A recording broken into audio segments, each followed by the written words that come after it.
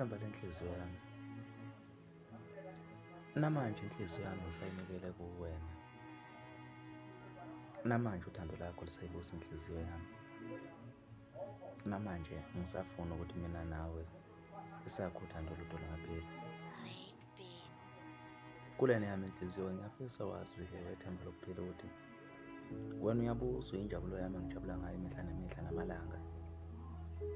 Nani-ke mina uma ngicabanga injabulo imicabango ngayo iyona eyayithola ithuba ithethe nesikhathi ifike kuqala kumina.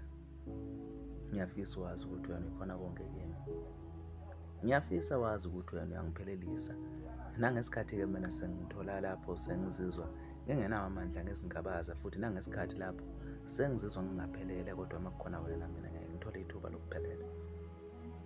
Ithemba lami, ngiyafisa wazi ukuthi ngiyakuthanda futhi nangelinye ilanga nangesinye isikhathi uma kwenzeka uzoyithola mhlawumbe usudinga uthando, usudinga ukuvuseleleka ngothando, bokhumbula uthando lami.